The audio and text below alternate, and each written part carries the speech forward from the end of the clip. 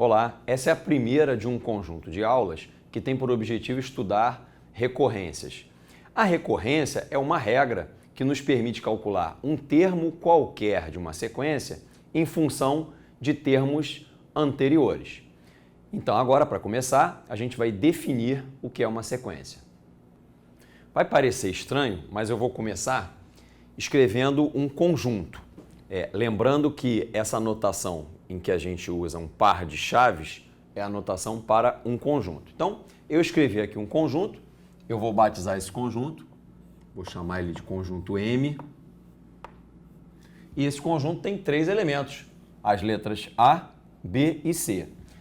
Vamos escrever outro conjunto aqui, com as letras B, C e A. Bom, quando a gente fala de conjunto, o que define um conjunto são os seus elementos. Portanto, se os dois conjuntos, ainda que não estejam na mesma ordem, se os dois conjuntos possuem os mesmos elementos, eles na verdade são o mesmo conjunto. Então, o que eu fiz aqui embaixo não passa de uma forma diferente de se reescrever o conjunto M.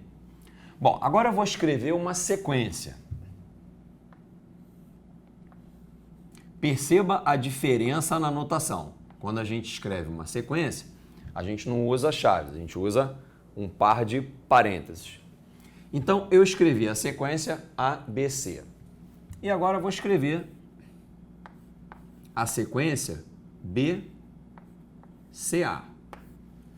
Ao contrário do que acontece com os conjuntos, essas duas sequências não são a mesma sequência. Por quê?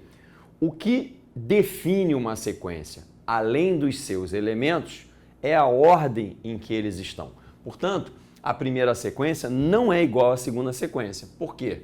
Por exemplo, o primeiro termo da sequência de cima é a letra A e o primeiro termo da sequência de baixo é a letra B. Portanto, guarde isso. Numa sequência, os termos têm a sua própria ordem. E se essa ordem for trocada, a gente passa a ter uma outra sequência.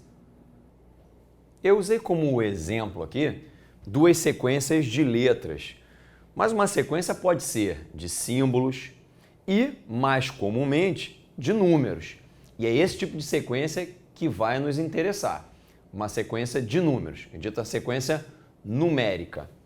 Então, eu vou criar um exemplo de sequência numérica aqui, mas eu vou pensando nos números de maneira aleatória. Então, 7, em seguida π, depois raiz de 3, depois menos 8, em seguida 2/7 e assim por diante. Eu acabo de criar uma sequência numérica.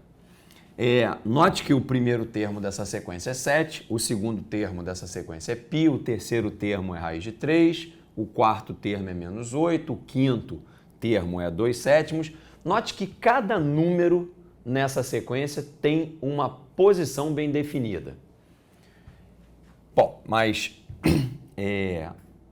essa sequência foi criada aleatoriamente. Eu posso criar uma outra sequência numérica criando uma regrinha, né? Por exemplo, eu vou escrever aqui a sequência dos múltiplos positivos do 5.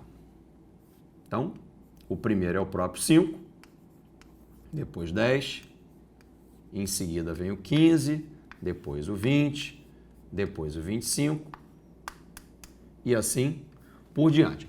A diferença fundamental entre a última sequência que eu escrevi e a sequência anterior é que essa última sequência ela tem uma regra, ela tem uma lei de formação. Então, vamos fechar um pouco mais o nosso universo de trabalho. Eu disse que nós trabalharíamos com sequências numéricas e, fechando um pouco mais esse universo, eu agora quero que você considere que a gente vai trabalhar, o nosso objetivo é trabalhar com sequências numéricas que tenham uma regra, uma lei de formação.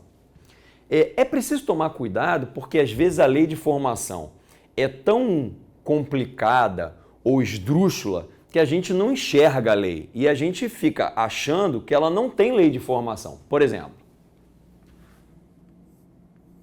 essa sequência aqui, ó. 2, 10, 12, 16, 17, 18, 19 e assim por diante. Pode não parecer, mas ela tem uma lei de formação. A lei que define os elementos dessa sequência é a seguinte: escreva, né, para criar essa sequência, a regra é a seguinte: escreva os números naturais em ordem crescente, mas pegando apenas aqueles em que o nome do número começa com a letra D. Portanto, o primeiro é o 2, depois dele vem o 10, depois o 12, o 16, o 17, o 18 e o 19. Bom, agora que você sabe qual é a lei de formação, você consegue me dizer quem é o próximo termo. O próximo termo é 200. Na sequência anterior, a mesma coisa. Se eu te perguntar quem é o próximo termo, você sabe a lei de formação.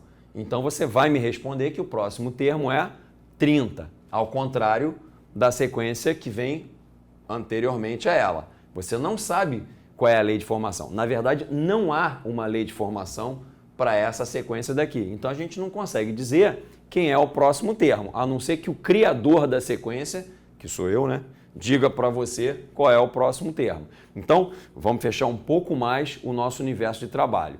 A gente quer agora trabalhar com sequências numéricas que têm uma lei de formação. Vamos tomar um outro exemplo de uma sequência numérica que tem uma lei de formação.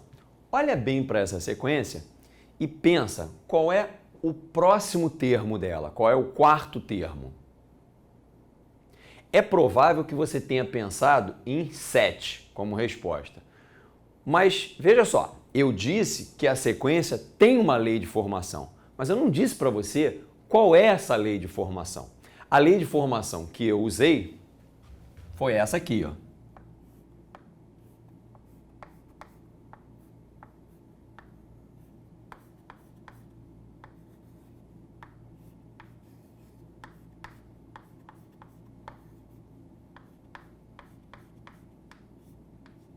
Bom, talvez você não acredite que esses números foram produzidos por essa lei. Vamos verificar. Para calcular o primeiro termo, eu vou lá na minha fórmula e troco n por 1. Então isso vai dar menos 1 sexto, mais 1, mais 1 sexto. Esse menos 1 sexto com 1 sexto cancela, isso aqui vai dar 1. Bom, acabei de mostrar que o primeiro termo, de fato, é o 1. Então aqui funcionou. Vamos calcular, de acordo com a minha lei, o segundo termo. Então, no lugar do n, nós vamos colocar o 2. 2 ao cubo é 8. Então, aqui fica menos 8 sextos, mais 2 ao quadrado é 4, mais 2 sextos. Se eu juntar menos 8 sextos com mais 2 sextos, isso dá menos 1. Com 4, 3. Então, de fato, pela minha lei de formação, o segundo termo é o 3. Exatamente o que eu disse aqui. Vamos verificar agora o terceiro termo. Para isso, eu vou voltar lá na lei de formação, na fórmula, e vou trocar o n por 3. Bom, 3 ao cubo é 27. Então, eu vou ficar com menos 27 sobre 6, mais 3 ao quadrado, que é 9, mais 3 sobre 6. Menos 27 sobre 6 com 3 sobre 6 dá menos 24 sobre 6. Isso é a mesma coisa que menos 4. Somado ao 9, isso dá 5. O que quer dizer que o terceiro termo, de fato, é 5. Bom, agora como eu sei a lei de formação, eu sou capaz de calcular o quarto termo. Basta que eu troque o n por 4. 4 ao cubo é 64. Então, ficaremos com menos 64 sextos, mais 4 ao quadrado, que é 16, mais 4 sextos. Menos 64 sextos com mais 4 sextos dá menos 60 sobre 6, que é menos 10. Somado ao 16,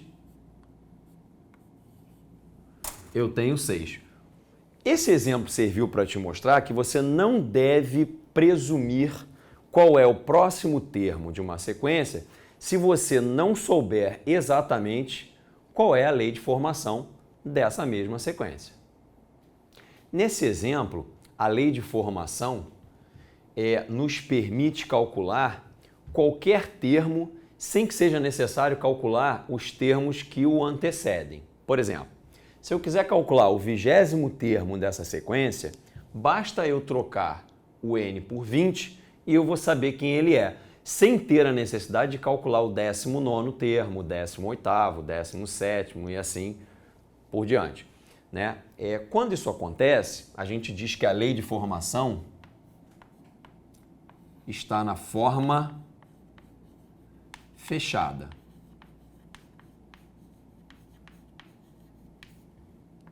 Mas nem sempre isso acontece. Às vezes, a lei de formação vem com o aspecto de recursão, vem através de uma forma recursiva, como a gente vai ver no outro quadro. Aqui, nós temos já uma sequência iniciada, em que o primeiro termo é 3, o segundo termo é 7, o terceiro termo é 15. E a lei de formação está dada em cima. Entenda bem o que cada uma dessas coisas quer dizer. O que está escrito aqui é que se você pega um termo, multiplica ele por 2 e soma 1, você consegue calcular o termo que vem depois dele. Por isso esse n mais 1. Note que esse mais 1 não está sendo somado ao valor do termo. Ele se refere à posição. Como assim? Se eu pegar o primeiro termo, portanto eu estou pensando em n igual a 1, se eu pegar o primeiro termo e multiplicar por 2, ele vira 6. Mais 1, eu encontro 7, que é o segundo termo. Portanto, o termo que ocupa a posição n mais 1. Da mesma forma, se eu pegar o 7, multiplicar por 2 e somar 1, eu vou achar o termo que vem depois dele, que é o 15. Dessa forma, eu consigo calcular o próximo termo. Basta que eu pegue o 15, multiplique por 2 dá 30 e o termo seguinte será 31. E se eu quiser o próximo termo, basta multiplicar 31 por 2 e somar 1. Isso vai dar 63 e assim por diante. Aqui nós temos a lei de formação na forma recursiva.